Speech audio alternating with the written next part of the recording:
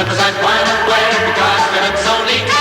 Oh, them golden slippers, oh, them golden slippers. Golden slippers ain't gonna wear you walk the golden street.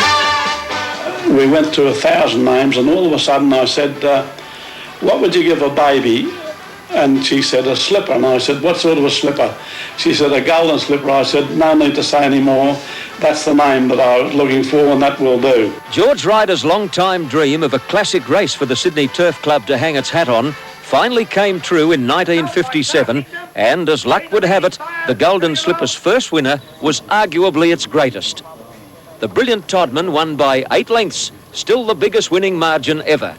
Todman was a son of Star Kingdom, and what a Golden Slipper dad he was.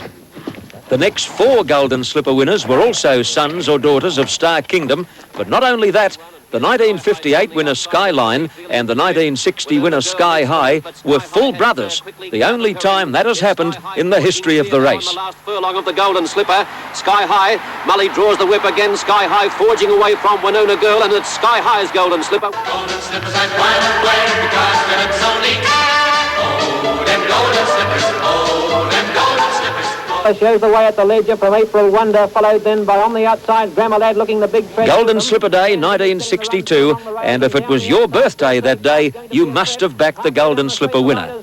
Her name, Birthday Card. Birthday Card flashed up on the outside to hit the front, and Birthday Card's in front 50 yards from home, is coming away from them in the Golden Slipper, and Birthday Card hit right out, goes on to beat Proud Miss and Grammar Lad. In 1963, it was the South Australian colt Pango Pango Slipper. In 1964, another colt called Eskimo Prince won it, a case of like father, like son, because Eskimo Prince's dad was none other than the great Todman. Eskimo Prince's owner, the late Perscalia, had a very big day, as his son Bruce remembers. The day that Eskimo Prince won the Golden Slipper, he had £35,000 on the horse. And apart from the prize money, the pickup was $70,000. He won $70,000 on the horse.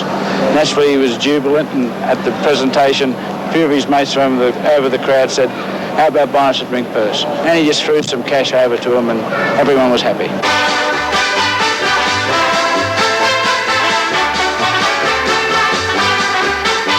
Star Fair closing on her in the last 50 yards, but Risling's too good, and Risling wins the slipper from Star Fair.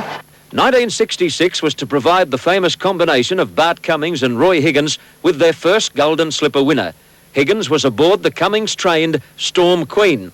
Going to the first turn of what we call the horseshoe bend at Rose Hill, it's a very sharp turn, and I unfortunately was racing on the outside and received a very bad bump, and was spearheaded off the track to a point where I thought then that the race is now over, I've got no chance, and I had to sort of bring her right back on the track and start again.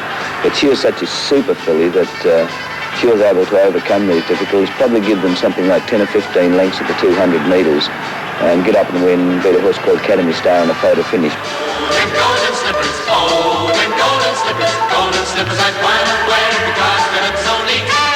In 1969, 40,000 racegoers, the biggest crowd ever to pack Rose Hill Racecourse, came to see the brilliant Vane take on the local champion Special Girl.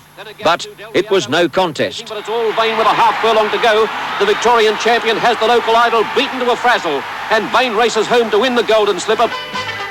1970 was the year of the miniskirt. It was also the year that George Moore rode the first of his 2 Golden Slipper winners, and what a horse he had under him that day, Baguette. In the straight, Moore had to push Royal Show out of the way to get clear, and once he did, it was all over.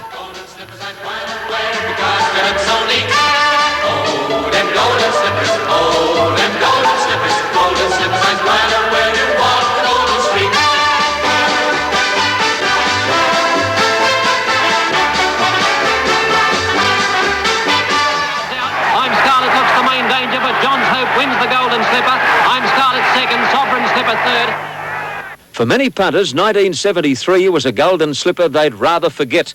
That's because the odds-on favourite Imagil was one of 3 horses to come to grief in a spectacular spill during the event. Not that it did Imagil any harm, because he went on to win an AJC Derby.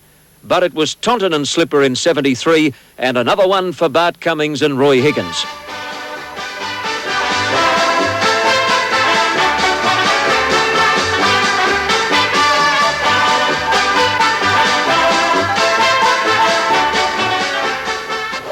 When experts argue about the best 2-year-old to ever win the race, it usually gets down to 3 names: Todman, Vane, and this champion, Luskin Star.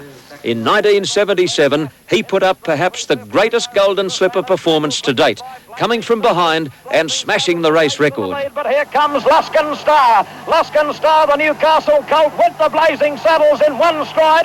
Lloyd Boy starting to run on well, but Luskin Star shot clear. He's a super colt all right. He's making an absolute mess of them. Luskin Star careered away, and he's won